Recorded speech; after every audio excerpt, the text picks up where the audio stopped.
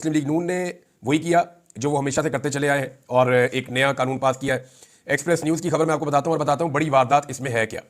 एक तो आप ये ले लें कि इसकी हेडलाइन है कि वफाकी काबीना ने सर्विसेज चीफ्स की मुद्दत मुलाजमत 5 साल और जजेस की तादाद बढ़ाने की मंजूरी दे दी है। और भी बहुत सारी चीज़ें उन्होंने की हैं, कारनामे तो बहुत सारे हैं, लेकिन ये 2 बड़े कारनामे हैं कि अब आपके जितने भी अफवाज पाकिस्तान के चीफ्स हैं, यानी आर्मी चीफ की अगर मुद्दत मुलाजमत 3 साल थी तो वो इन्होंने अब 5 साल कर दी है। आर्मी चीफ 5 साल तक रहेंगे, यानी उन्हें अगर रिटायर होना था 2025 में 29 नवंबर को मौजूदा आर्मी चीफ को, तो अब वो रिटायर होंगे इस कानून साजी के बाद 2027 में जाके 29 नवंबर को। लेकिन क्या ये मामला चल पाएगा? यहीं पे एक वारदात है, लेकिन पहले खबर आपको मैं सुना दूं कि वफाकी काबीना ने सुप्रीम कोर्ट में जजेस की तादाद 34 कर दी है। यानी पहले कहा जा रहा था 23 की जाएगी, फिर कहा जा रहा था 25 की जाएगी, और अब कहा जा रहा है कि जी 34 की जाएगी और 34 की मंजूरी दे दी गई है। वही कहते हैं जी पहले हम 6 बढ़ा लेंगे, फिर 8 बढ़ा लेंगे, तो ऐसे हम बढ़ाते चले जाएंगे। तो 34 तक जजेस यानी दुगनी तादाद कर रहे हैं सुप्रीम कोर्ट ऑफ पाकिस्तान में जजेस की। और कर क्यों रहे हैं ये हम सब जानते हैं, क्योंकि हुकूमत चाहती है कि ऐसे जजेस की भर्ती कर दी जाए सुप्रीम कोर्ट ऑफ पाकिस्तान में, ताकि आइंदा 10-15 साल तक हुकूमत को प्रॉब्लम ना आए। ऐसे जजेस सुप्रीम कोर्ट ऑफ पाकिस्तान में मौजूद रहें जिनकी मौजूदगी में पीडीएम की सरकार या एस्टेब्लिशमेंट को कोई प्रॉब्लम ना हो और वो जजेस से अपना काम लेते रहे, एक तसलसल जो है वो इनका चलता रहे। बहरहाल अब उसमें यह बताया जा रहा है कि जनाब 34 जज हो जाएंगे और जितने भी आपके मिलिट्री के चीफ्स हैं, चाहे वो एयरफोर्स के होंगे या मेरे ख्याल में नेवी वाले भी और आर्मी चीफ भी, इन सब की मुद्दत मुलाजमत बढ़ जाएगी और इनकी मुद्दत मुलाजमत 5 साल हो जाएगी। पहले इनकी तैनाती 3 साल के लिए होती थी, तो यहाँ पे ये तरमीम भी कर दी गई है। इसके अलावा जो है वो 3 महीने तक 90 दिन तक किसी भी बंदे को उठा के गायब कर दो, सिक्योरिटी फोर्सेज को ये इख्तियार मिल गया। इसके बारे में फजल रहमान साहब ने बड़े सख्त बयान दिए हैं। फजल रहमान साहब पे वैसे क्या कहें, पहले भी बड़े सख्त बयान देते थे, लेकिन उनके बयान ही सख्त होते हैं, उसके बाद वो कहीं ना कहीं लचक पैदा करके कार्रवाई का हिस्सा बन जाते हैं। बहरहाल फजल रहमान साहब ने कहा कि 26वीं आईनी तरमीम की तौहीन आप कर रहे हैं और जमहूरियत के चेहरे के ऊपर आप कालक लगा रहे हैं। ये जो आप कर रहे हैं कि किसी को भी शक की बुनियाद पर 90 रोज अपनी तहवील में रखने और तहवील की मुद्दत में इजाफा करना मुल्क में सिविल मार्शल लॉ कायम करने के मुतरादिफ है। जमहूरियत के चेहरे पर यह एक धब्बा है। 26वीं आईनी तरमीम करते हुए कुछ चीजें तय हो गई थी, और जो चीजें तय हो गई थी अब उनके बाहर आप क्यों जा रहे हैं? यानी ये आर्मी एक्ट के जो मामला थे, ये 26वीं आईनी तरमीम में इनको तब्दील करने की कोशिश की जा रही थी, लेकिन उस वक्त क्योंकि फजल रहमान साहब ने और पीटीआई ने इसकी मुखालफत की थी, तो हुकूमत ने कहा ठीक है ये चीजें छोड़ दें, बाकी चीजें करवा दें। अब यह वारदात क्या है आप ये समझे, फजल रहमान साहब को लगता है समझ ही नहीं आई हुआ क्या। ये जो आईनी बेंच हुकूमत ने बनवा लिया ना, 2 चीजें हुकूमत ने बड़ी अपने फेवर वाली मंजूर करवाई थी। एक जो जुडिशल कमीशन है उसके अंदर उन्होंने अपनी अक्सरियत पैदा कर दी।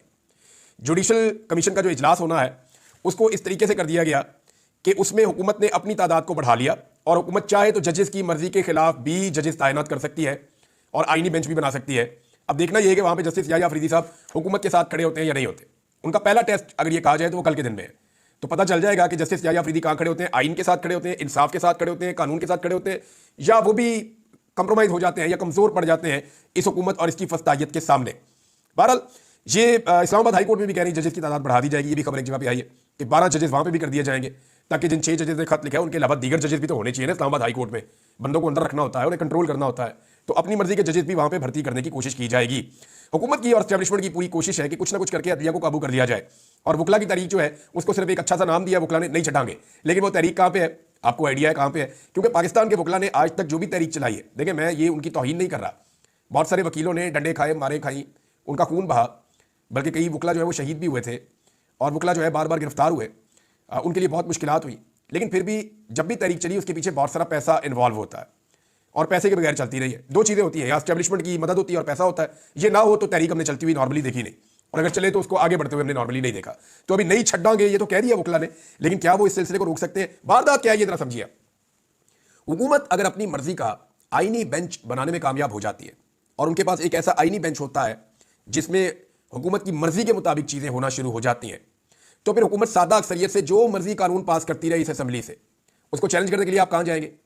उसको चैलेंज करने के लिए आप हमेशा जाएंगे अदालत में, सुप्रीम कोर्ट ऑफ पाकिस्तान में जाके आप चैलेंज करेंगे। तो जैसे ही आप सुप्रीम कोर्ट ऑफ पाकिस्तान में उसे चैलेंज करने जाएंगे तो ये एक आईनी मामला करार देकर आईनी बेंच के सामने भेज दिया जाएगा। अब आईनी बेंच में हुकूमत के पास अपनी मर्जी का बेंच मौजूद है, तो वहां पे हुकूमत को कोई प्रॉब्लम नहीं होगी।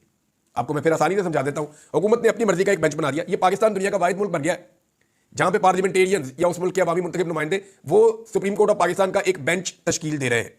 वो जो सुप्रीम कोर्ट ऑफ पाकिस्तान का बेंच है वो हुकूमत की मर्जी का बनने जा रहा है। हुकूमत ने अपना बेंच बना लिया।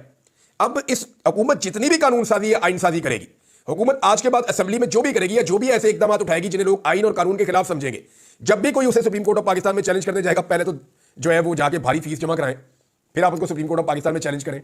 तो जब आप सुप्रीम कोर्ट ऑफ पाकिस्तान में इसको चैलेंज करेंगे तो वो उसी बेंच के सामने जाएगा हुकूमत का किया हुआ काम, जो बेंच हुकूमत ने खुद बनाया हुआ है।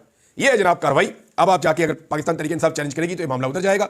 वैसे एक मामले में जो है वो ये रिमार्क्स भी आए कि वो मामला जो है वो आईनी बेंच के बगैर इधर भी रहने दें।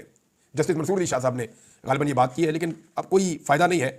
बुकला की तहरीक भी अब अगर खड़ी होती है तो ऑलरेडी वो बहुत लेट है। लेकिन क्या ये सारी चीजें ऐसे ही चलेंगी? तो जवाब है कि नहीं। मेरे पास तो सादा जवाब ये है कि नहीं। पिछले 2.5 साल से सारा कुछ करके देख लिया, हर तरह की फस्तायत कर ली, बंदे उठा लिए, गायब कर लिए, टॉर्चर कर लिया, 10-20 हज़ार बंदा जेलों में डाल दिया। सारा कुछ करने के बावजूद IMF से पैसे मांग लिए, सब कुछ किया, क्या मुल्क चला? मुल्क के अंदर महंगाई पहले से ज्यादा है, मुल्क की माशी हालत पहले से बदतर है, मुल्क के अंदर जो सरमायाकारी है वो तारीख की कम तरीन सतह पर पहुंच गई है, मुल्क के अंदर लॉ एंड ऑर्डर की सिचुएशन वो बदतरीन है। इस्लामाबाद के अंदर आज chief justice Islamabad high court ने कहा कि भत्ते की पर्चियां कराची की तरह इस्लामाबाद में मिल रही है। तो भाई ये सारी सिचुएशन मुल्क का बेड़ा गर्क ही हुआ है ना। तो 2.5 साल के तजर्बों में मुल्क का बेड़ा गर्क हुआ। अब तजर्बों में तेजी आई है, इसका मतलब है कि या तो ये पूरी तरह कंट्रोल कर लेंगे या फिर काम खराब हो जाएगा। उधर पाकिस्तान तहरीक इंसाफ ने फाइनल कॉल भी दी हुई है, और उस हवाले से जो खबर आ रही है वो ये कि नवाज शरीफ साहब पहले ही पाकिस्तान से बाहर है, जरदारी साहब भी पाकिस्तान से बाहर है, सलमान शहबाज भी निकल गए पाकिस्तान से बाहर, जो वजीर आजम का सारा फैमिली का बिजनेस ये चीजें देखते हैं वो भी निकल ली है। अब ये सारे तो चले गए पाकिस्तान से बाहर। मरियम नवाज भी पाकिस्तान से बाहर जा रही है। हमाद अदर के बकौल बहुत जल्दी इसहाक डार भी चले जाएंगे। लेकिन मैं आपको एक चीज बताता हूं, पिछली मरतबा जब ये भागे थे ना तो सबसे पहले इसहाक डार साहब भागे थे। इसहाक डार साहब बिल्कुल रिस्क नहीं लेते, वो कभी गिरफ्तार नहीं होना चाहेंगे। और जब इसहाक डार साहब निकल लिए तो फिर आप समझे सिचुएशन बदल गई है। फिर इसहाक डार साहब को जनरल बाजवा जो है वो मेहरबानी करके पाकिस्तान वापस लेकर आए, और पाकिस्तानियों के ऊपर उनका जो एहसान है वो पाकिस्तानी कभी नहीं भूलेंगे। डार साहब ने मईशत का बेड़ा गर्क कर दिया, और आजकल डार साहब जो है वो फॉरेन पॉलिसी के पीछे पड़े हुए हैं कि उसका बेड़ा गर्क कैसे करना है। अब है जी इमरान खान साहब का मेडिकल चेकअप हुआ, बिलाखिर बड़े लंबे चौड़े पाकिस्तान तरीके इंसाफ के एहतजाज और बहुत सारी चीजें करने के बाद फाइनली अदालत ने बड़ी मुश्किल से इजाजत दी। अब नवाज शरीफ साहब होते तो यही अदालत गारंटी मांगती थी, यही अदालत पूछती थी कि अगर मियां साहब को कुछ हो गया तो बताएं कौन जिम्मेदार है, कौन लिख कर देगा। यह अदालतों का रवैया था। आज इमरान खान को चेक करवाने के लिए, उसके चेकअप के लिए 2 हफ्ते से पाकिस्तान तहरीक इंसाफ और इमरान खान साहब की फैमिली टकरे मार रही है। डॉक्टर जेल के बाहर खड़ा होकर बाहर आ जाता है। नवाज शरीफ का डॉक्टर तो लगता है सोता भी नवाज शरीफ के साथ था जेल में, वो वहीं पे रहता था, जब देखते थे वहीं से निकल के बाहर प्रेस टॉक कर देता था। इधर इमरान खान का डॉक्टर मिलने के लिए कई दफा गया और उसको मिलने नहीं दिया गया। बहरहाल आज इमरान खान साहब के डॉक्टर्स मिले। डॉक्टर्स ने क्या कहा ये मैं आपको डॉक्टर की जुबानी पढ़ के सुना देता हूं, और फिर मैं आपको बताता हूं कि एक्चुअली यहां मायूसी क्या है। इमरान खान साहब का अडियाला जेल में तिब्बी मुआयना मुकम्मल हो गया और उनकी सेहत को तसल्ली बख्श करार दिया गया है। डॉक्टरों की 4 रुकनी टीम अडियाला जेल पहुंची, और ये जो रिपोर्ट है ये इस्लामाबाद हाई कोर्ट में पेश की जाएगी। पिम्स अस्पताल के 3 डॉक्टर थे और शौकत खानम अस्पताल के डॉक्टर आसिम यूनस ये इसके अंदर मौजूद थे, और इन्होंने तिब्बी मुआयना मुकम्मल कर दिया, और इन्होंने कहा जी कि इमरान खान साहब की सेहत जो है वो तसल्ली बख्श है। लेकिन इमरान खान साहब की बहन ने कुछ चीज़ें बताई हैं, उनमें एक चीज़ मैं आपको पहले बता देता हूँ, बाकी उनका स्टेटमेंट मैं आपको बाद में बताऊंगा, वो बड़ा इंपॉर्टेंट है। इमरान खान की बहन ने कहा कि इमरान खान का वेट कम हुआ है, यानी जो मसल्स के ऊपर जो मांस होता है या जो आपके गोश्त चढ़ा हुआ होता है, मसल बने हुए होते हैं। इमरान खान साहब मस्कुलर आदमी है, सारी जिंदगी उन्होंने वर्जिशें की है, जबरदस्त किस्म के स्पोर्ट्समैन है, अभी तक वो अपनी फिटनेस का ख्याल रखते हैं। गोली लगने के बावजूद जब मैं उनको एक दफा मिला, 2022 की बात है, जब इमरान खान साहब को गोली लगी थी, 2023 में मौसम बहार के बाद, यानी जब गर्मियां शुरू हो रही थी, तो मेरी इमरान खान साहब से एक मुलाकात हुई थी। तो मैंने उनसे जब बातचीत की तो उन्होंने कहा यार ये जो सर्दियां गुजरी हैं इसमें, यानी हम पूरा साल सर्दियों का इंतजार करते हैं जो स्पोर्ट्स लवर्स हैं, और सर्दियों में फिर हम हाइकिंग करते हैं, एक्सरसाइज करते हैं, अपनी फिटनेस को जो है वो इन्हेंस करते हैं। सर्दियों में ज़्यादा एक्टिविटी करते हैं ना एक्सरसाइज करने वाले लोग। तो इमरान खान साहब ने कहा कि यार इन सर्दियों में मैं बिल्कुल नहीं कर पाया। तो वो इन चीज़ों को बड़ा अहमियत देते हैं। बहरहाल ज़हनी परेशानी और ज़हनी टेंशन का जो है वो अलीमा खान साहब ने बताया, और ये मैंने आपको पहले खबर दी थी कि इमरान खान साहब को ज़हनी तौर पर अजियत दी जा रही है। वो बड़े बड़े बल्ब भी मैंने आपको बताया लगाए वहाँ पर, ताकि बहुत सारे हशरात इकट्ठे हों, तो हर लिहाज से उन्हें तंग किया जा रहा है। तो उस ज़हनी अजियत की वजह से, यानी आपने देखा इंतजार पंजूता 25 दिन के अंदर उनकी क्या हालत हो गई। जब मैं कैद से वापस आया था, आपको याद है, मेरा कोई 25 से 30 किलो वजन कम हो गया था। ये जो कैद तन्हाई होती है ना, ये बहुत बड़ी ज़हनी अजियत होती है, जब आपको बाहर से कोई इन्फॉर्मेशन नहीं आ रही होती।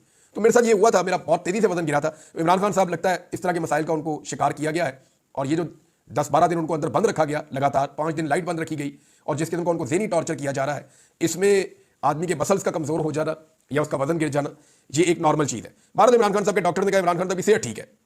अब ये बड़ी सख्त ज़हनी अजियत है इमरान खान साहब के मुखालिफिन के लिए। यानी सारे के सारे रवायती सियासतदान है, उनकी एक ख्वाहिश है कि इमरान खान किसी तरह मेडिकल ग्राउंड के ऊपर रिलीफ मांग ले। ये इमरान खान को रिलीफ दे भी देंगे, मुझे आइडिया है, क्योंकि इमरान खान ने अगर मेडिकल ग्राउंड के ऊपर रिलीफ मांगा, अब तक तो उन्होंने नहीं मांगा, अब तक तो वो डट के खड़े हुए हैं। और इतनी ज़्यादा उम्र होने के बावजूद, 70+ है, इतनी ज़्यादा उम्र होने के बावजूद अगर एक आदमी टूट नहीं रहा और मेडिकल ग्राउंड के ऊपर बाहर आने को तैयार नहीं है, या मेडिकल ग्राउंड लेने को ही तैयार नहीं है, और आज भी डॉक्टर अंदर जाते हैं और वापस आकर कहते हैं कि ही इज़ फिट, यानी उनकी जो है वो सेहत ठीक है, तो इसका मतलब क्या है? इसका मतलब ये है कि उनके मुखालिफिन के लिए ये खतरे की घंटी है। और इमरान खान साहब जो है वो किसी किस्म का, कुछ लोग कह रहे थे ना कि डील ले लेंगे, मेडिकल ग्राउंड्स तैयार हो रही है, जाके मुंह तो लो, यानी इनको शीशे में अपनी शक्ल देख के शर्म भी नहीं आती कि ये उठा के झूठ बोल देते हैं। मैं आपको पहले दिन से बता रहा हूं कि इमरान खान का जब तक कोई जेन्युइन मसला नहीं होगा तब तक वो कभी भी किसी किस्म का मेडिकल रिलीफ नहीं लेंगे। और इमरान खान साहब नवाज शरीफ नहीं है कि प्लेटलेट्स नीचे कर दिए और बीमारी का बहाना बना दिया, या शर्जील इनाम मेमन या जरदारी साहब जो फौरी तौर पे अभी ठीक चलते हैं, जैसे ही उनके केसेस लगते हैं या अदालत या जेल, वो साथ ही व्हील चेयर के ऊपर बैठ जाते हैं। तो ये इस तरह नहीं होगा। इमरान खान साहब को आप इस हालत में नहीं देख सकेंगे। बुशरा बीबी अदालत में पेश हुई और वहां पर आप दीदा होगी और उन्होंने जज साहब से दो चार बातें भी की। देखिए उनके साथ, उनके शौहर के साथ ज्यादती हो रही है। बुशरा बीबी को कहा भी ये जा रहा है उनकी पार्टी की तरफ से कि आप थोड़ी हिम्मत करें और अब आप थोड़ा सा इमरान खान साहब की रिहाई के लिए जद्दोजहद का हिस्सा बने। पॉलिटिक्स तो उन्होंने कर दी नहीं है इमरान खान साहब के बकौल, ना वो खुद सियासत का हिस्सा बनना चाहती हैं, लेकिन इस मामले में कि इमरान खान साहब की रिहाई के लिए एफर्ट की जाए तो जैसे सारे पाकिस्तानी कर रहे हैं वैसे ही बुशरा बीबी को भी करना चाहिए। उन्होंने कहा जी यहाँ नाइंसाफी होती है, अब इस अदालत में नहीं आऊँगी, मेरा सामान पड़ा हुआ है गाड़ी में, मेरा कंबल भी पड़ा हुआ है, दीगर सामान भी पड़ा हुआ है, अगर आप मुझे जेल भेजना चाहते हैं तो मैं यहाँ से जेल चली जाती हूँ। तो इस किस्म की बातें उन्होंने की। बहरहाल उनका जो फैसला है वो महफूज हुआ, तो पता चल जाएगा कि फैसला क्या आता है। अलीमा खान साहिबा ने जो स्टेटमेंट दिया वो मैं आपके सामने रख देता हूँ। अलीमा खान साहब ने कहा कि हमारी नज़र में इमरान खान की जिंदगी खतरे में है, डील की बातों में कोई सदाकत नहीं है। इस्लामाबाद में मीडिया से गुफ्तगू करते हुए अलीमा खान साहब ने कहा कि बानी पीटीआई अब एक ही चीज़ पर कायम है कि अब इंसाफ के लिए इनकलाब लाना पड़ेगा। हमें मालूम है ये हमें जेल में डालेंगे, धमकियां आती हैं, हम पर 10 FIRs हैं, हम पर 5 तारीख की FIR है, लेकिन 4 तारीख को उठा लिया गया था। उन्होंने कहा कि घरों में घुसकर 10-10 साल के बच्चों को घसीटा जा रहा है। नए चीफ जस्टिस से अपील है इन मामलों का नोटिस लें। मुल्क में लाकानूनियत बंद ना हुई तो कहीं लोग सड़कों पर कानून हाथ में ना ले लें। हमारी नज़र में बानी पीटीआई की जिंदगी खतरे में है। अलीमा खान का कहना था कि इमरान खान ने कहा है वो डील कर रहे हैं, ना उनके पास कोई आया है, ये सिर्फ क्यास आराइयां हैं। इमरान खान डील कर रहे हैं, बानी पीटीआई किसी चीज़ पर समझौता करने के लिए तैयार नहीं है, यानी कोई डील नहीं कर रहे। उन्होंने मजीद कहा कि रोजाना कोई ना कोई खुशखबरी आ जाती है कि इमरान खान निकल रहे हैं। हमें मालूम है इमरान खान को जेल से निकालने का कोई इनका इरादा नहीं है। पुरअमन एहतजाज हमारा हक है, हम बानी पीटीआई को जेल से निकलवाएंगे।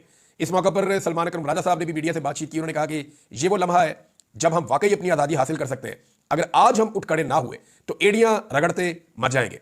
चादर चार दीवारी का कोई तकद्दुस नहीं है। बानी पीटीआई ने आज पूरी कौम से इल्तिजा की है। सलमान अकरम राजा का मजीद कहना था कि हम 9 तारीख को स्वाबी में जलसा कर रहे हैं। 9 तारीख एक नई इब्तिदा होगी, ये कोई सियासी खेल नहीं, बका की बात है। हम सबको अपनी आज़ादी के लिए बाहर आना होगा। हमारी ये तहरीक बानी पीटीआई की रिहाई पर इख्तिताम पजीर होगी। जनाब ये बात की है अलीमा खान साहबा ने और इमरान खान साहब की पार्टी के सेक्रेटरी जनरल जनाब सलमान अकरम राजा साहब ने। देखिए एक चीज़ तो बड़ी कन्फर्म होती जा रही है कि जो स्वाबी वाला एक एपिसोड करने जा रही है पाकिस्तान तहरीक इंसाफ, अगर स्वाबी के अंदर जलसा करना है और उस जलसे के इख्तिताम में अली अमीन गंडापुर साहब ने ये ऐलान करना है कि जी अब आप डिस्पर्स हो जाएं और लोग वापस अपने घरों को चले जाएं और हम आपको अगला लायामल देंगे, तो फिर तो ये एक लंबा मैच, टेस्ट मैच चलेगा और देखते हैं फिर मोमेंटम कैसे बनता है।